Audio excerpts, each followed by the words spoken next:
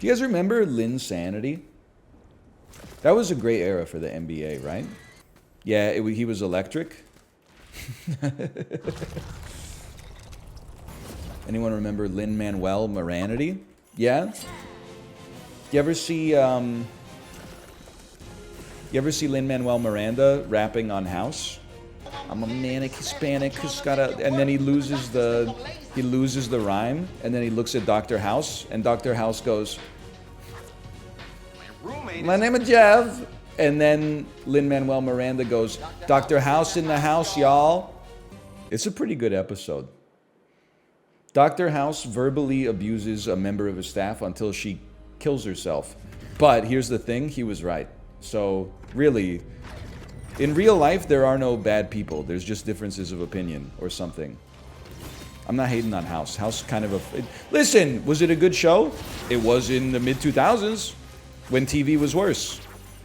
What does it compare to fucking Better Call Saul? Probably not, okay? But like in the mid-2000s, it was a damn revelation because you were either watching that or Joey, right? So, like, listen, if you didn't live through it, don't judge it. That's all I'm saying. What about Nip Tuck? I watched the first season of Nip Tuck. I thought it was like serious television that was good. And then like at the end of the first season, I'm pretty sure that they give a drug lord plastic surgery that like changes his appearance so much that he's unrecognizable. And then I was like, this is a damn soap opera. Like, this is not a serious television. This is like General Hospital or like As the World Turns or something like that. What about Lost? I only watched like the first season of Lost, which is crazy because I think that it was good in the first season and then it got like really, really good in like the second season. And then maybe it sort of fell off, but I will also say, like, why did I stop watching it? I don't know. I was 15. Like, life changes fast at that era. Shout out to the year ABC made Lost, Desperate Housewives, and Ugly Betty. So true. I've seen none of almost all of those shows, but big ups. I don't disagree. I got nothing against it. Desperate Housewives was kind of a banger. I never saw it. I definitely, for some reason, I'm familiar. I know it sounds like I'm making a joke. I'm not making a joke. I think it's because my mom watched Entertainment Tonight. I'm familiar with like every actress who was on it. You had your Eva Longoria. You had your Nicolette Sheridan. You had... Who else? Maybe I'm not familiar with all of them. Marcia Cross and Terry... I should have gotten Terry Hatcher. I'll forgive myself missing Marcia Cross, but... No disrespect to Marcia, of course. I'm just saying. Terry Hatcher, like as a kid, I grew up watching The Adventures of Superman and Lois. Oh, Felicity Huffman. Gertrude Stein. I forgot Gertrude Stein was in that one. Okay, I'm being told Gertrude Stein was not in Desperate Housewives. I'm being told that that is disrespectful to one of the great American female novelists of the 20th century. I'd like to apologize to the estate of Gertrude Stein. Not accepted. Son of a bitch. I really needed that one. I needed to get back in the good graces of the Stein heads. You ever think about how Jim and Pam built their relationship off of bullying their autistic coworker? You know what? Listen, get out of my chat, because you're right and I hate it. It's okay, because yes, they bullied him, but like later on, they become friends with him. Like they recognize Dwight's quirks and they like find the ability to have like a mutual degree of respect between them in spite of the fact that maybe they kind of, well, they antagonize him, but he antagonizes them too by like annoying them sometimes. He probably does some other stuff. Like, I mean, I don't know, maybe. Dwight chose him as his best man. Did that sentence make sense? Dwight chose him as best man? Dwight chose him as his best man? He's just kind of a dweeb, right? Like, I mean, I've seen a lot of The Office. I should have more nuance for this discussion, but I don't really. He shot a gun in the office and aimed a sniper rifle at his boss. Wait, is that problematic or based? Based? Wait, which boss? Did he aim a sniper rifle at Michael? Because Michael was just misunderstood. It's problematic how based it is. Yeah, I'm into fitness. Fitting this whole pizza in my mouth and catch a can Alaska. I see what you did there. Let's get high. Depends whether Michael Scott was in his racist era. You guys need to relax, okay? Michael Scott loves everybody. He loves them so much that he wanted them to laugh, and that's what led to him making a racist joke, okay? It's only that he loved so many people so much that he made a mistake in service of that love.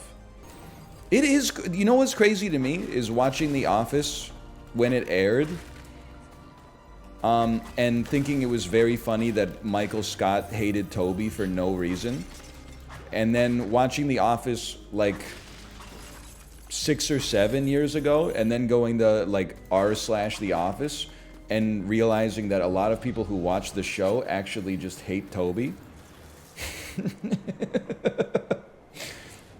They're like, man, I love when Michael Scott sticks it to Toby. Yes, Toby in the later episode touches Pam's leg. He shouldn't have done that, and the point of the episode is that he shouldn't have done that, okay? He leaves the office like right after that. But in season 2, like the dude's just going through a divorce or something like that. I gotta own Lord Bruma real quick. If he was good, he'd be called Lord Vacuum.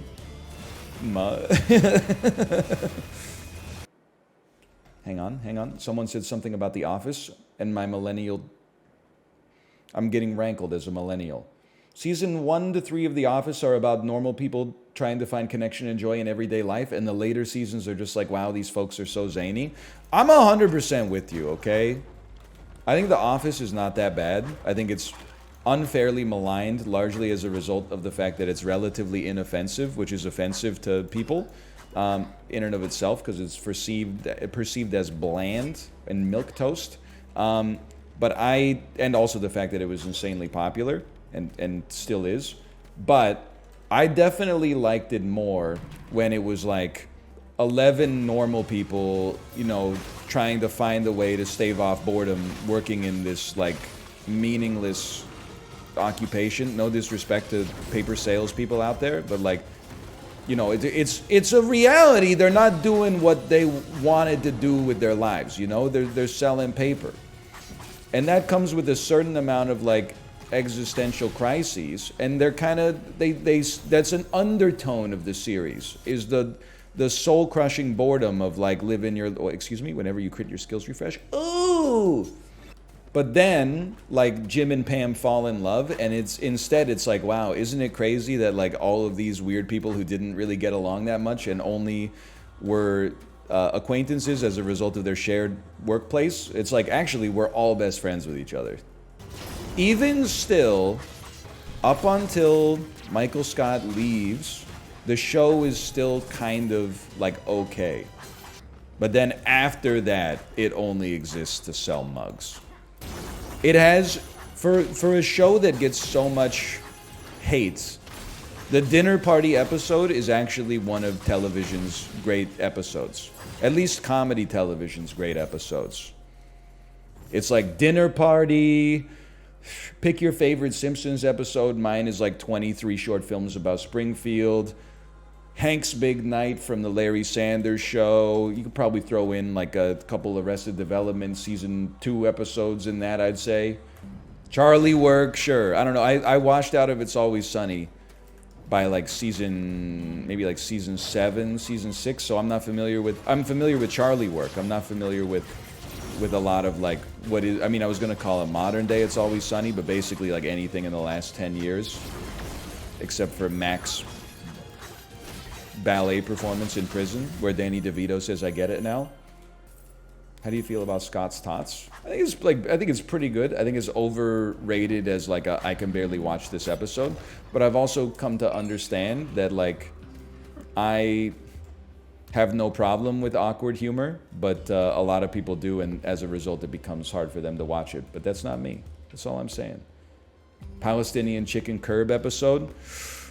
I don't know if that's number 1, but it's definitely up there. The doll is also up there. Which one is the doll? Hang on. The doll, Curb Your Enthusiasm. What the IMDb description is so funny. Larry cuts the doll's hair with his Swiss Army knife, but when the camera zooms out afterwards, he's holding big blue scissors. I don't think that's the plot synopsis. I think that is a piece of trivia, like a gaffe from the episode. Why is that the highest search result? That's it really is a show about nothing. As part of a deal with ABC, Larry agrees to attend a screening of a new miniseries. At the after-party, Larry finds the bathroom doors have no locks, so he goes to use the upstairs bathroom, and the network exec's daughter asks him to cut the hair off her doll's head. He does, incurring the wrath of the exec's wife, a theater-goer, and Susie. I don't remember it, but I've probably seen it 4 times. Can you describe I Think You Should Leave for people who haven't seen it? The spirit of I Think You Should Leave is when you get mad and you convince yourself in your head that it's justified, and then you talk to the object of your anger, and they explain to you clearly that you're being crazy, and you recognize that you're being crazy, but you're still mad, so you say something insane. You know when you get into an argument and then you start to realize that you were in the wrong, even though you think you're in the right because you're riled up? That's, I think you should leave, is the gradual realization of that. That just sounds like Larry David? No, see, you got it backwards. Most of the time, in Curb, Larry David is right. It's just that he probably shouldn't. He's breaking the social contract by being so anal about minor social faux pas. Not every sketch is like that, though, and I think you should leave.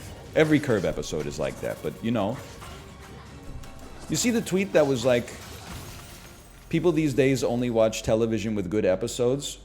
They'll eventually remember that the best kind of TV is something that has 200 episodes and 40 of them are the worst thing you've ever seen.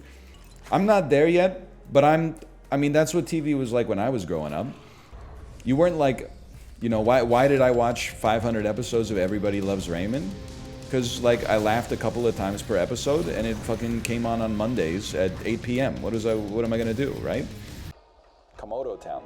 Just took out Komodo Town. I just got downed. You know, revived me. Now we're heading eastbound. Now we're at the gates of Canada. See the boss and kill him later. Take me to Canada, wanna kill the boss. Stop the Mongol invasion. And lives been lost, I really want to Tsushima with you. You could be the ghost of Tsushima, the ghost of Tsushima.